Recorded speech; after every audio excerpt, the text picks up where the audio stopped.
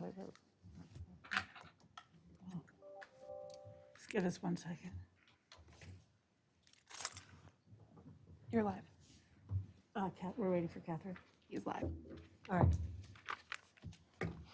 Sorry. All right. Good evening. I'd like to call the Public Works Session meeting to order for November 8th, 2021. With that, don't we usually do the pledge first, then roll call? Yeah, we do the pledge. Yeah, it's Yes, it says there, Pledge of Allegiance. Oh, I'm sorry. And then, that's why my glasses are sitting here. There we go. Yes, so if we would all stand for the pledge, please.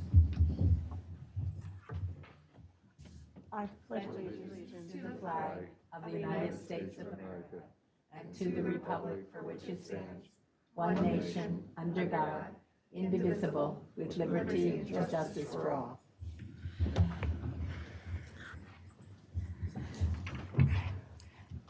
Next item on the agenda is roll call. Deanna? Liz McNaney, President. Here. Denise Hall, Vice President. Here. Martha Similaro, Commissioner. Here. Catherine Carter. she's here. She's just Okay. right here. Here she is. Say here. Here. Ruth Damsker, Commissioner. Here. Sandra Zadell, Township Manager. Here. Megan Weaver, Assistant Township Manager. Here. Michael Clark, Township Engineer. Present. Here. Oh, yes, sorry. She has her glasses Eric on. Bruns, Township Engineer. Here. David Brill, Finance Director. Is absent. David Duffy, Chief of Police. Here. Van Reeker, Zoning Officer. Here. Thank you. Next on the agenda, I'll turn it over to Solicitor Clark. Thank you, Madam President. The board held an executive session prior to tonight's meeting to discuss a matter of potential litigation and several personnel matters. Thank you. This part of the agenda, I will now turn it over to Sandra Zadell. Thank you, President McNaney. This is the work session, so we will go over all of the items that the board will consider next week at their regular meeting, the business meeting. The first is a wonderful item, some commendations that the chief of police will be giving for some of our first responders, as well as the fire chief, for some life-saving heroic efforts that they made, which I don't want to give away everything that's happening. We will save that for at the meeting. But if anyone has any questions, they can address those to the chief. We will also be recognizing Deanna Logan for 5 years of service to the township. Yay! I also don't want to give all that away because we will be doing that at the public meeting as well. So the public meeting next week will have a couple really important recognitions. Thank you. Sure. Next item I'll take, and that is public comments and concerns. Do we have anyone tonight that would like to speak? If you want to, just come up to the microphone, state your name and address. Hearing none, we'll move on. Sandra? Okay, great. Do we have any online public comment? I'm assuming not, but no? Okay, sorry, I saw you moving around, so I wasn't sure. Okay, next up is our planning and zoning report from Van Reeker. Thank you, Ms. Manager.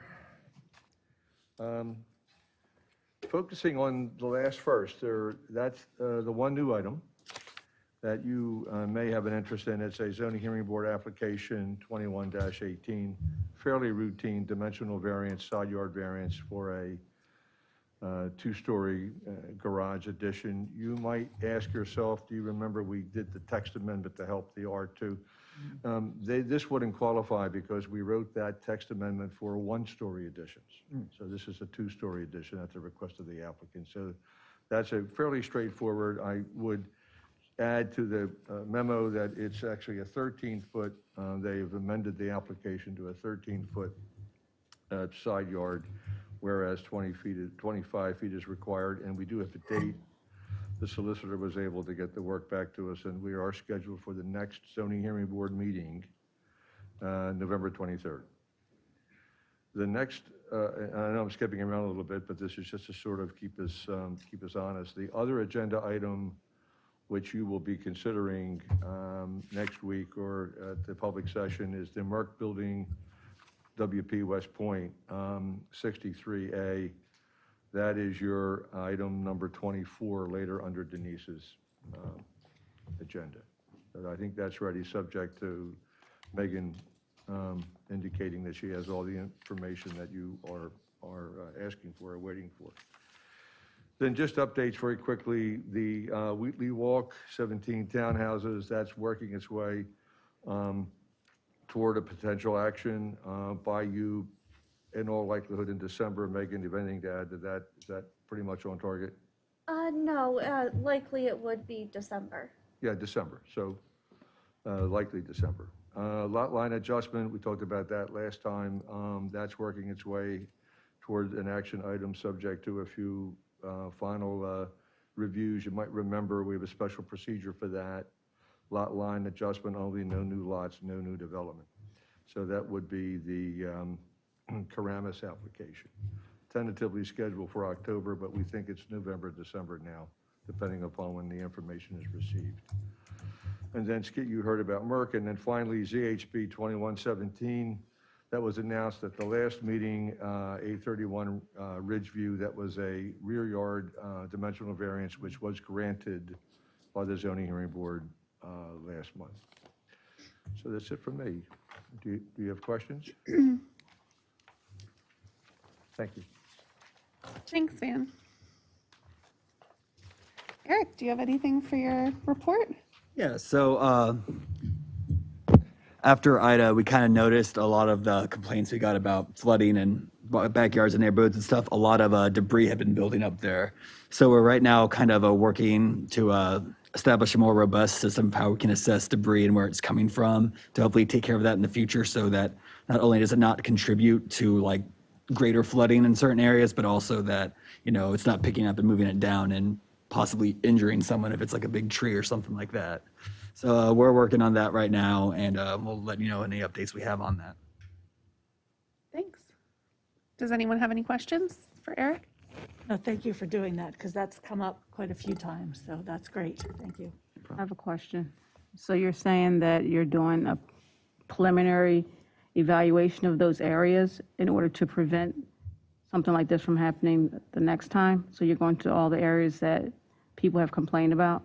Yeah, we're like going, people have been, you know, sending complaints about after Ida about flooding. So we've been going and inspecting the sites, and you've just been noticing a lot of had debris either come in from that and build up, or just there's already some which contributed to why the water rose to the elevation it was. So we already are kind of monitoring streams and certain open spaces to do debris maintenance, but we're thinking about expanding that to more areas to mitigate the future problem even more. So it won't be as catastrophic as it was during Ida. Okay, thank you. I have a quick question.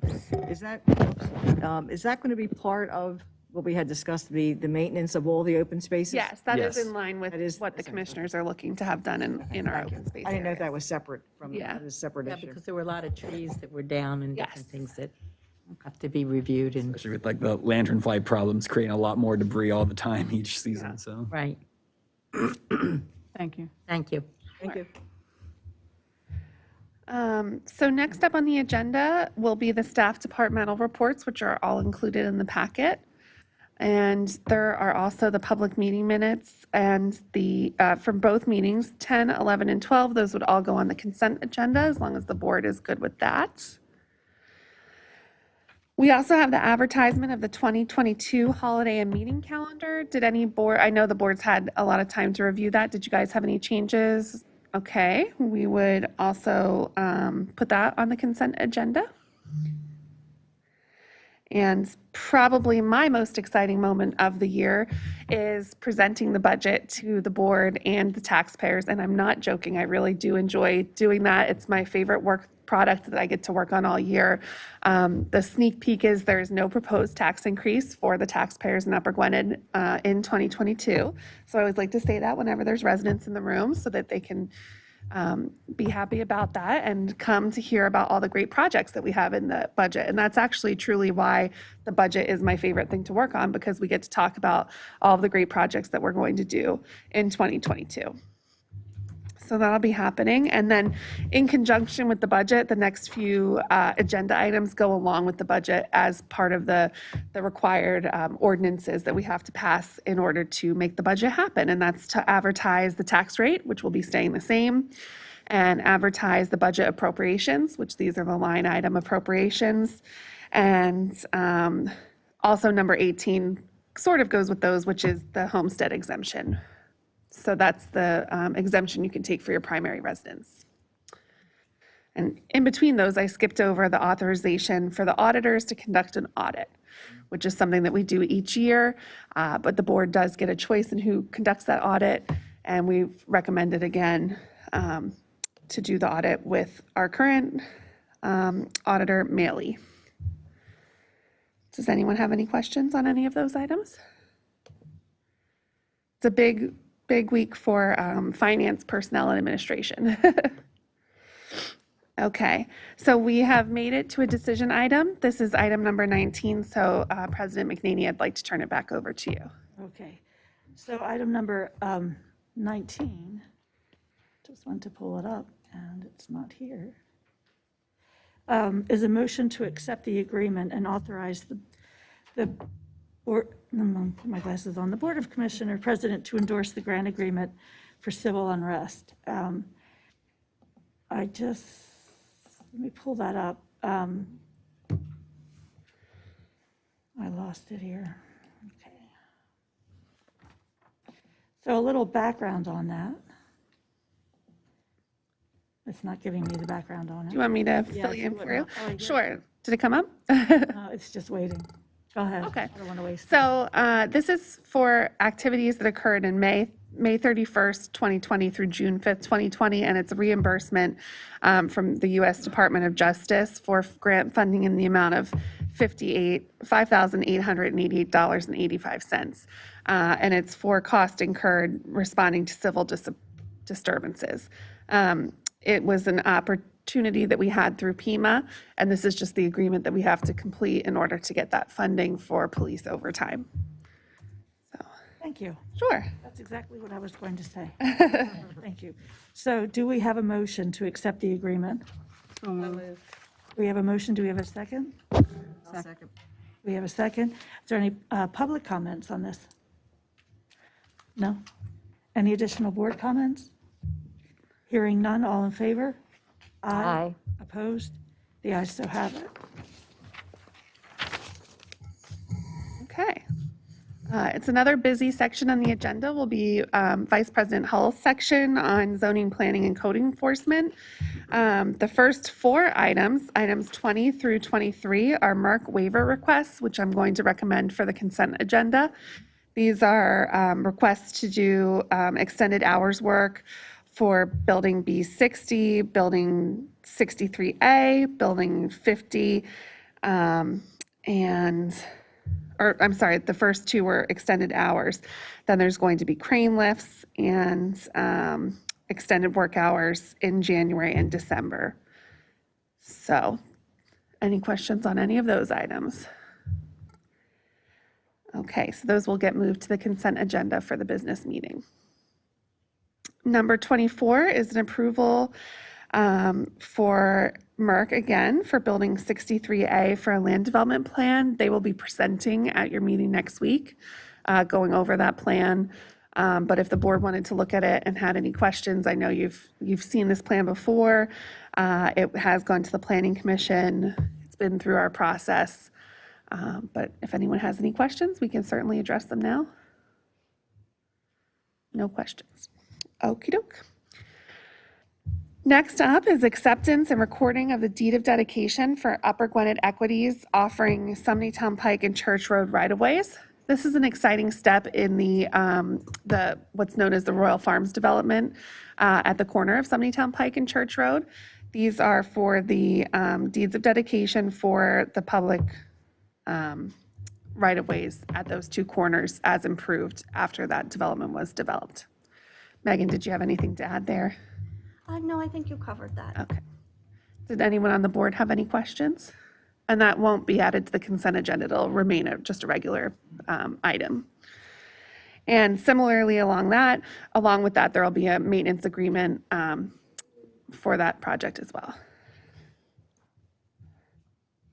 Okay.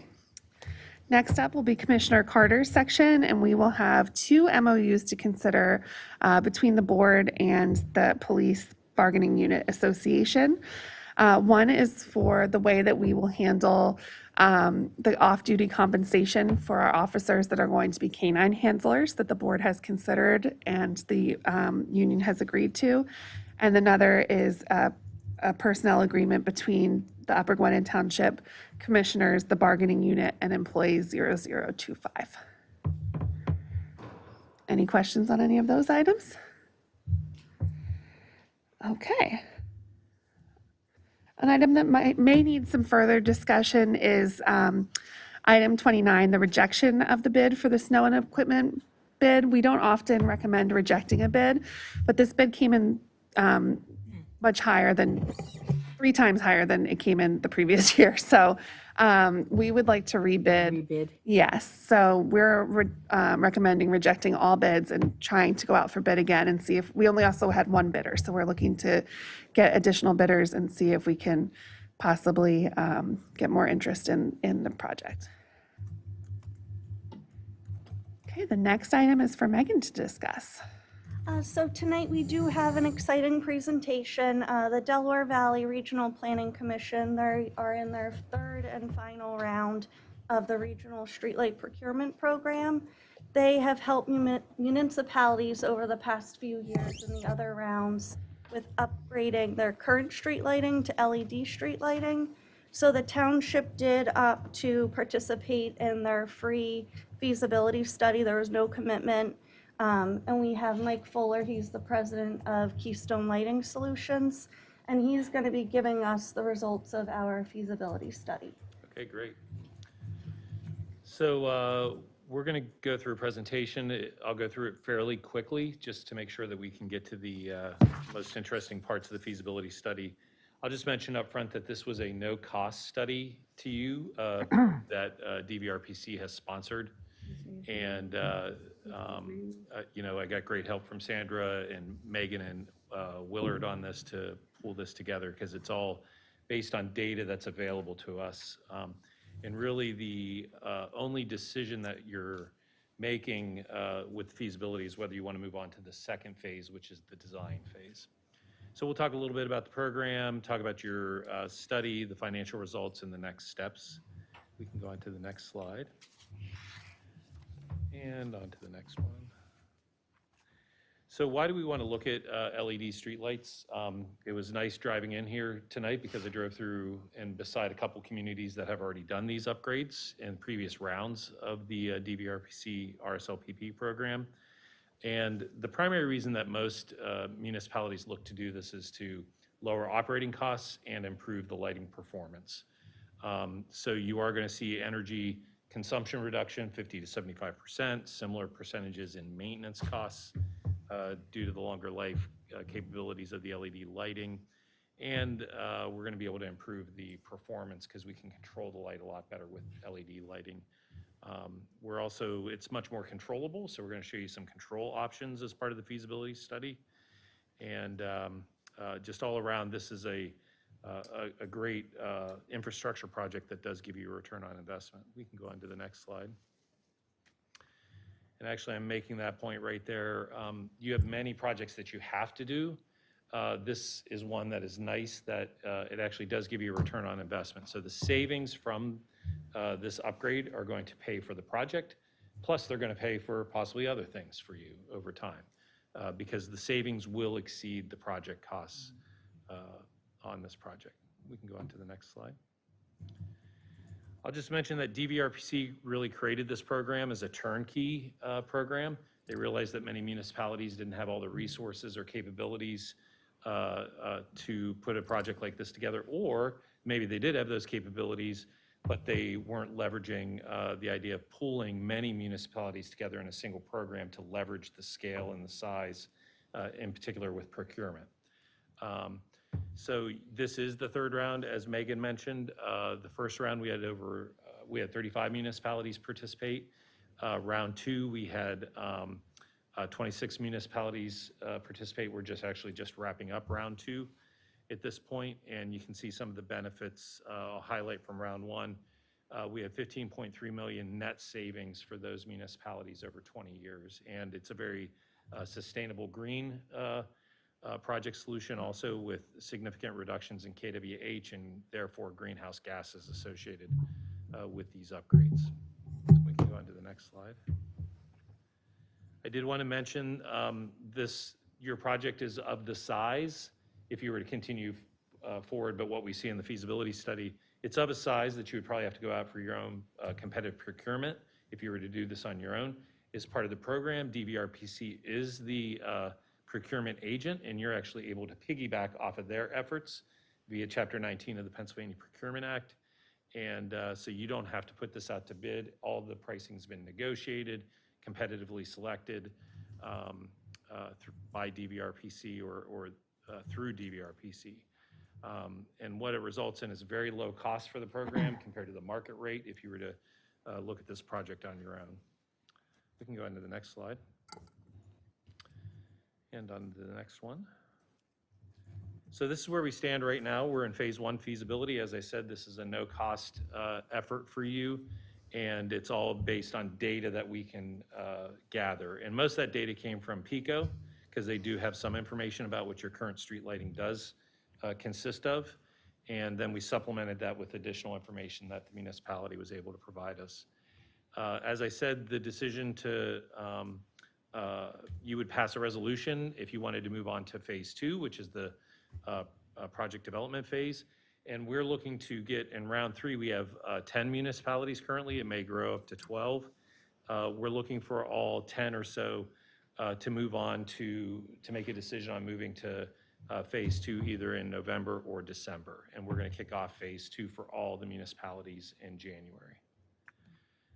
Phase 2 is actually where we do the real design work, and we actually have auditors come in. They'll audit the entire municipality, look at every street light, capture all the information on every single location, and that just takes us from what I would say the feasibility is a 95+% accuracy to 100% accuracy in a final project specification.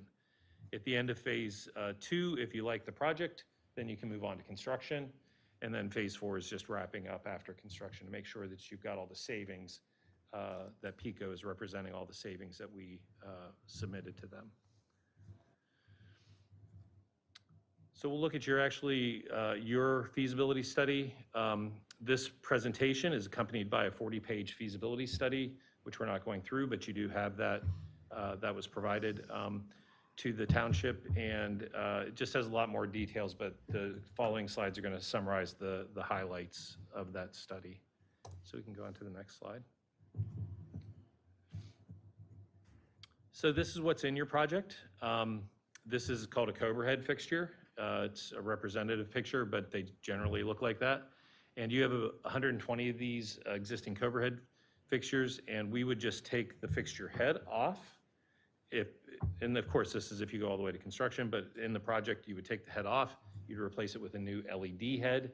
We would ultimately in phase 2 design the new lighting system based on roadway classes. So we design to the roadway type, so we get more light on larger roads and less light on, for example, residential local roads.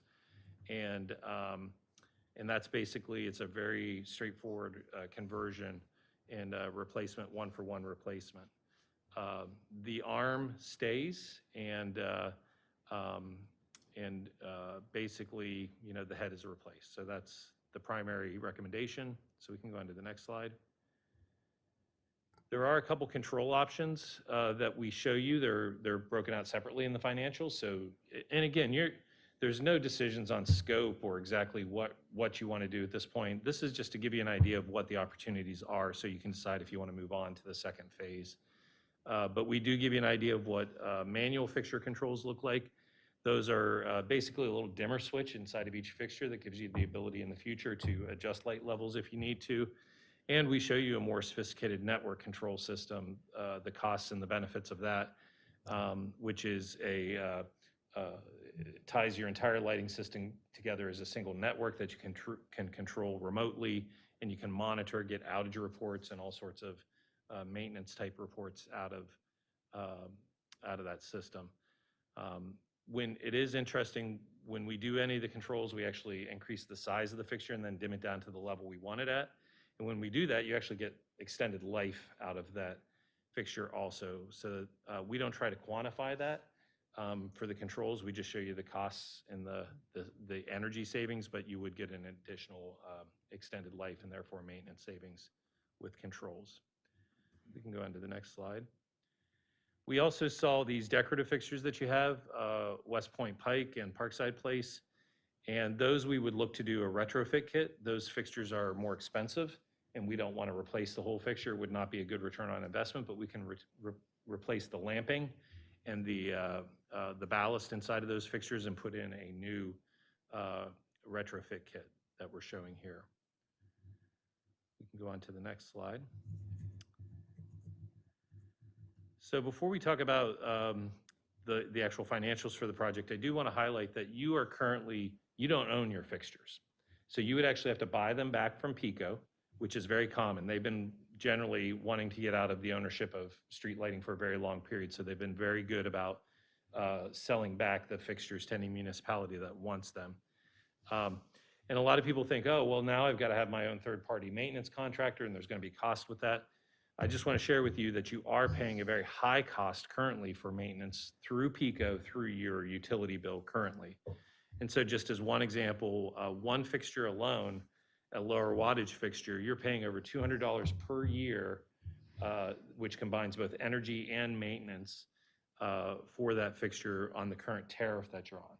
What we do is we help you buy it back from PECO, and then we can do the upgrade on it.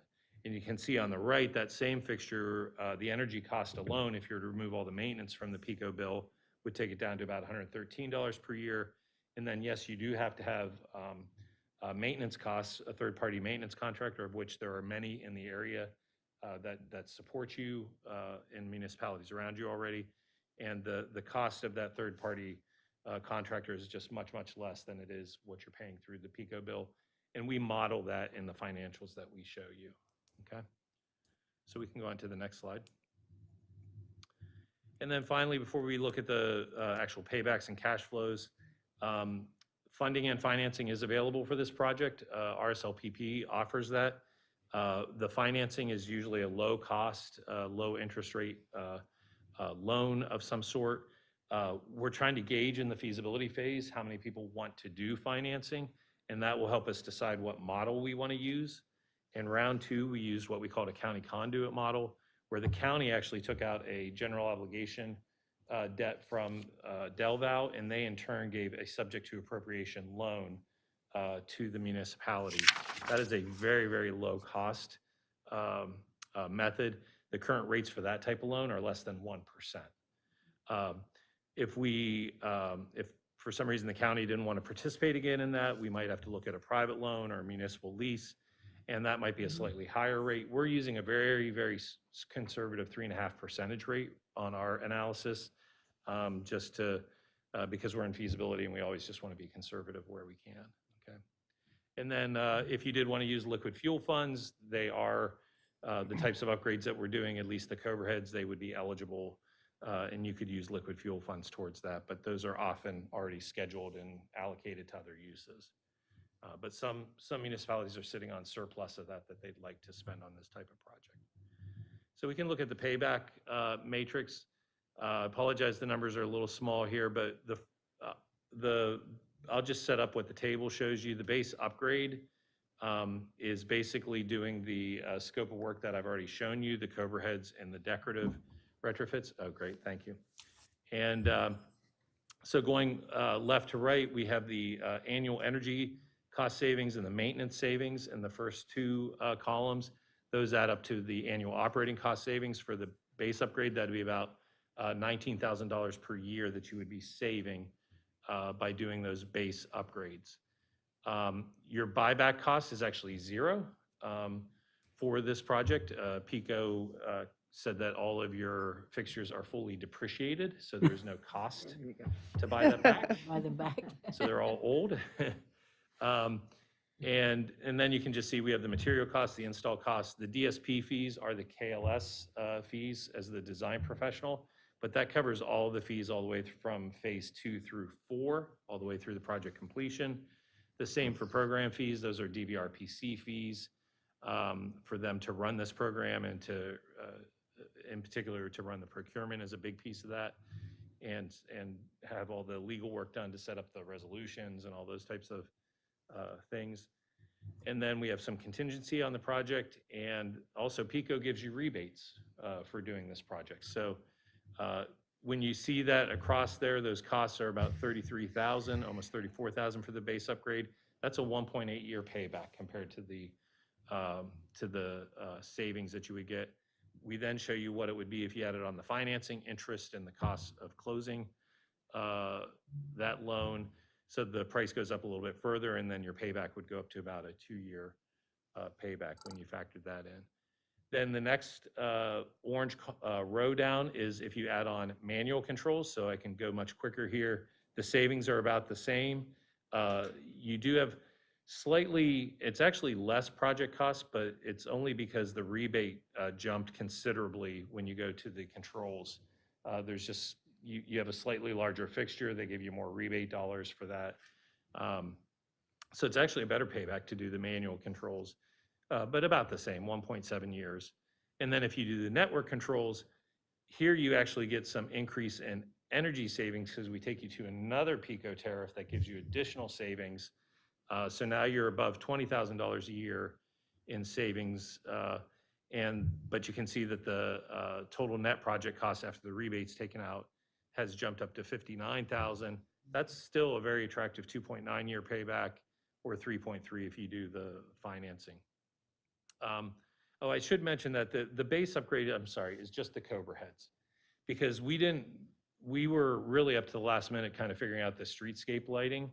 And so we wanted to put it on as an added option. And you can see if you go to the very bottom right, you know, to do the decoratives, you're more like a 12-year payback or a 13-year payback if you finance it. So we didn't want to put it in the base upgrade. So the base upgrade is the Cobra heads, and then there would be the option of adding on the streetscape upgrades also, okay? So that's how you'd have to add one of the orange columns to the blue column or row if you wanted to do both of those. So we can go into the next slide. We also represent these in cash flows for you. Here's the base upgrade. So this again would just be the Cobra heads. And you can see, I'm not going to go through all the numbers here, but basically we lay out all the costs, and we just show it over a time period. And the key thing is all these cash flows assume a 5-year loan term at 3.5% interest rate, which again is very high and conservative. And it just shows you how the savings, if you look at years 1 through 5, the savings are $19,000 a year, but your loan costs in this example is only $9,700. So you're actually creating a positive net cash flow from the very beginning of this project. So there's no capital outlay required if you decide to do this financing. So the savings pay for the loan payments.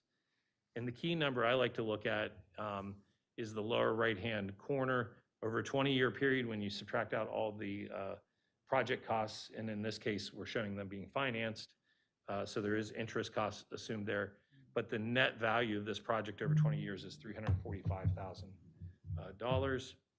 And then we can go on to the next cash flow, which is for the manual controls. So just the Cobra heads with the manual controls.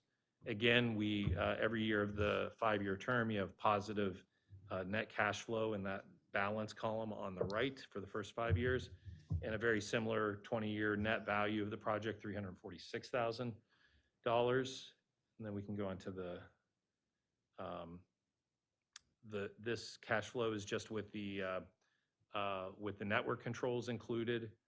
And here you're paying, you know, the costs are a lot more, but the savings are also more. So you actually get up to about exactly the same 20-year net value of the project of $343,000. And then I have 3 more cash flows. I'm not going to go through those, but those include the decorative lighting. Maybe we can just go to the very last cash flow, because that would be the absolute most expensive option, but it also generates the most savings.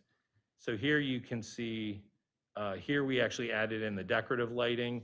And so we actually are more of at a break even with the 5-year loan at this point, because if you remember, this decoratives didn't have as good a payback as the Cobra heads. And, but pretty much it's break even. And even with the rebate coming in the first year, you're actually, over the first 5 years, you have a combined, you have a net cash flow that's positive. And then in the bottom right, again, it's 357,000 is the net value of the project. All the projects are very close to the same in terms of a 20-year net project value. So we can go into the next slide. And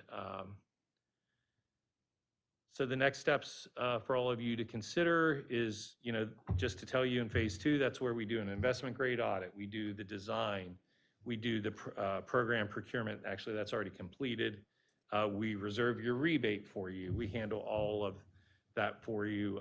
And then we build up to a final project design, which would then leave you in a position to make a decision if you want to move on to construction. And then we can go on to the next slide. This is just a representation of, you do get this great GIS-based audit that can feed into a GIS system when we're all done with the second phase and all the audits. We can go on to the last slide. Excuse me, before Yeah. we go on to the next slide, can you go back, Megan? What's the difference between the dark blue are those the retrofits versus Actually, the this is, streetscapes? This is representing a final design for a municipality. And this shows that the light green locations, those are your residential local Lights? roadways. And so they have a lower wattage, a 38-watt LED. And the dark blue are actually major roads. Up in the top, you can see the light blue, those are your collector roads. And so this is a representation of a final design and how we do different wattages for different roadway types. Thank you. I believe that was Pendel is what we're looking at there. I'm sorry, and just one note that will be able to interact with our tracer system. So it'll blend right into our current asset management system, and we'll be able to see if we went with the advanced controls when a light is out, instead of currently we have to wait till someone calls and complains. Yeah, And then not take. yeah. Yeah. Okay. So of course, we're able to answer any questions about the feasibility study. We did help, identify, if you wanted to look at this as a capital expenditure. I know you're in that budgeting process right now. But, we have all the numbers in here that could be used for budgeting purposes. But really your next action would be, and we've provided a resolution template to move on to phase 2. And, your next action would be whether you want to move on to phase 2. And again, the fourth bullet point here is all you're really doing in that resolution is you would be signing a contract with my firm, KLS, and we would be doing the design, the phase 2 design. And you can see the only dollar amount that you're actually committing to in phase 2 is a little over $2,000 for those audit and design costs. You can see everything is just very reduced price by doing this as part of a much larger program.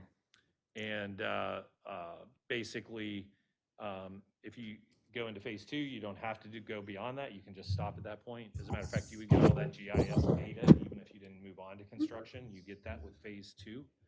And you'd get the design that we would have developed for phase 2. So, Mike, can you talk some more about why we wouldn't save as much money with the streetscapes as you are with the regular lights?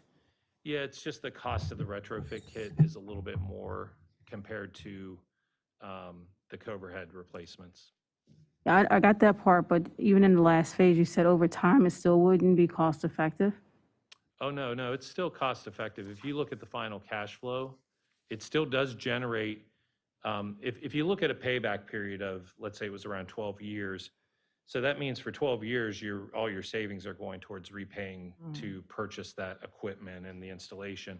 But from years 13 through 20, if you want to look at it that way, you'd be getting just the savings associated with it. So you are generating over that 20-year analysis period additional incremental savings above and beyond. So no, it's still a good investment. And a lot of municipalities look at, your overhead payback is so low because of that buyback that you're doing. You're not buying back those decorative fixtures. So you're getting so much of the benefit from the overhead buyback. A lot of municipalities say, I'm going to leverage this great payback on the overheads to allow me to get some other things done that aren't as good a paybacks. But a 12-year payback, our average payback in round 2 for non-buyback communities is really in that 10-year range anyway. So it's almost like it's about where our average projects are without buybacks for municipalities. Okay. So there definitely are savings there, just not, Just takes a little longer to get Takes a the little service. longer. Okay, all right. Yep. But that's the nice thing about the financing is if you looked at that is you can have the savings pay for, even in that worst case scenario, the highest price cost with the advanced controls and the decorative upgrades. The last column says you're covering everything but $331, or is that 531? 531. And So you're, you're in basically your breaking even for those years. rounds 1 and rounds 2, you said you had 35 municipalities in round 1 and 26 in round 2. Of those municipalities, how many went for the most advanced? In round 1, only 1 did. Okay. In round 2, with a fewer number of municipalities, we're up to 8 have decided to do it. And a lot of the ones that didn't do the advanced controls at least did the manual controls. I think the problem in round 1, which we were a technical advisor to DVRPC in round 1, we weren't the design professional, is the control system that was brought to round 1 was too expensive. Oh, okay. So we really worked in the procurement of round 2, which I could be involved with. We got a much better network control solution that was a lot lower cost and had as much functionality as what we looked at in round 1. So just a much more cost-effective system. Mike, I have a question. Can you talk a little bit about the average lifespan of the LED versus what we currently use? Right. So 2 ways to look at that.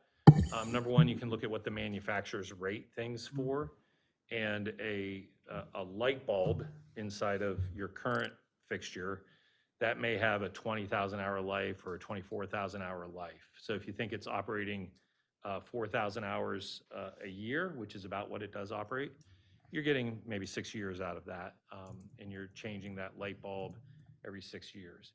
An LED fixture, there is no light bulb in it. So the LEDs that are the most effective and perform the best life and energy-wise, the LEDs are integrated into the fixture, and the rated life of those fixtures is well over 200,000 hours. Now, that's all things I just pull off of a spec sheet and look at. Where you can really tell what I think is more valuable is look at how the manufacturers warranty these products. So that your current older technology fixture that you purchase has a 1-year warranty with it. The LED fixture has a 10-year warranty. Manufacturers don't warranty things for 10 years if they think it's going to last 10, 11 years. They expect it to last 20, 30 years for them to be able to offer that type of warranty. So you will have a 10-year warranty on all products, LED products, as part of the program. Thank you. Yep. And I would just like to mention that we aren't asking the board to take any action this evening. This is more for informational purposes. However, for December, we would be putting this before you for consideration. However, this is something that we would need to have the township manager include in the 2022 budget. So what we were proposing is to go with the advanced option to have the controls. And the reason for that is we would receive the reports when the lights are out. It would also integrate with our Tracer system, so we would be able to put in work orders to have somebody from Public Works go out or a third-party person that's doing the street lighting maintenance. So we would recommend going with that advanced control option. And then when I prepared this BOC action memo at the time, it was around 60,000. However, there is the option to do the other retrofit lighting. So I don't know if you guys would want to do both of those options or just the option that I had included in the memo The here. other retrofit lighting, are you talking about the streetlights that are not part of this?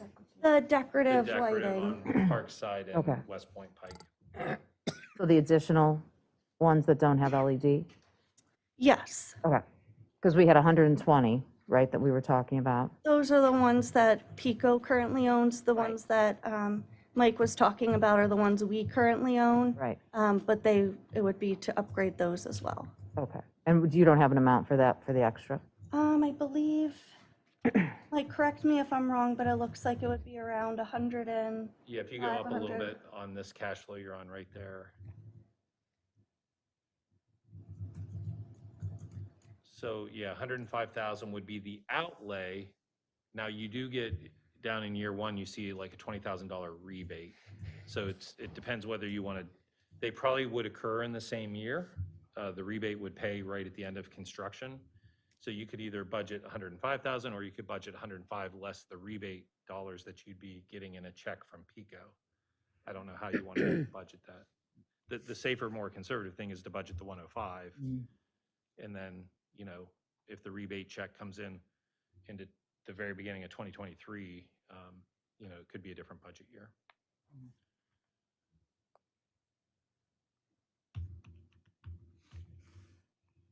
do you guys have any other questions?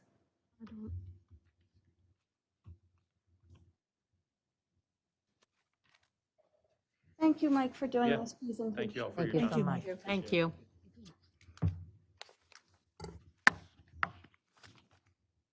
I have to add a thank you to Megan for getting that together so quickly because as Mike explained, this is the third. It's also, I think, the final round of the DVRPC program. So we really didn't want to miss out on participating, even though, you know, we often say we're really busy at the township with a lot of new wonderful projects. This is one we did not want to miss out on. So Megan really got a lot of work together quickly to be able to participate in the program. So great job, Megan. Thank you. Thank you. Okay, moving right along into the agenda. Is there any public comment or any questions from the public in the room as well? No? Okay. In the wastewater section, we have a payment to Blooming Glen, a payment to Eastern, and a payment to Pact. Those would all go to the consent agenda.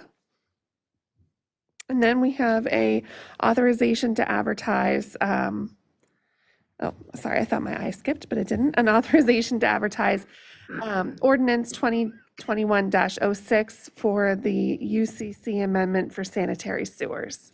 So this is another project that Megan has been working on.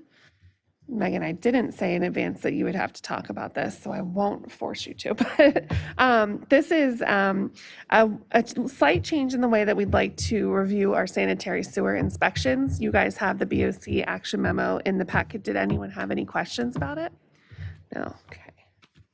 So this is just for advertisement, so that'll be for your action at the next meeting. Just to clarify, it's not for advertisement, it's to be able to send it to the state. Oh, Be able to, I'm sorry, I didn't hear what she said. oh, we have to send it to the state before we State. can advertise it, right? We're talking about number 34, correct? Yes. Yes, so because we're changing the UCC standards, you do have to send that to the state Thanks, Megan. first, just so that, because it's going above and beyond what they have, which it is required to either be equal or to go above and beyond, they need to approve it before then Before we'll we be can able to advertise. authorize advertisement and adoption. See, you should have been in charge of that anyway. Got it. Yeah. Great. Thanks for clarifying that. The next item is another, so all of our bids have just been coming in so high. The dense soda ash bid came in, as you can see in the action memo, much higher than what we paid in previous years. This is something we're seeing sort of across all bids lately. The good news is for wastewater that Rebecca has changed something in our process due to WIP. So because of the expansion, we're now using all 4 of the aeration tanks, and dense soda ash comes in these huge 50-pound bags. So instead of using those bags and hauling them up the stairs. She switched to a different product that's liquid. So luckily, we won't have to pay the much more expensive price for the dense soda ash. We don't expect to have to use it so much in our process. She's switched to a different chemical. But we still are going to ask that you approve the bid just in case, because everything with WIP is new in our process. We want to be prepared for both scenarios. So I just wanted to give you that piece of information because you can see it in the memo that it is much more expensive than what we traditionally pay. And the last item, luckily, this one didn't come in. We have been really busy with bids, things out to bid, but the gallery painting, that project did not come in at an unreasonable rate. So we will be recommending that the board approves that project, and that'll be our last bid project for the flood repairs. Yes, it's always exciting to finish things. Surprised I didn't hear a little clap down there. She was doing some thumbs up. Yeah. Right. And then at the end of the meeting, there will also be the open and paid invoices. That is all I have for the board's consideration. Thank you. Welcome. Thank you. Did anybody have any questions? It's a lot. No? Anybody, do we have any public comment? No? All right, so I guess hearing none, we'll adjourn tonight's meeting.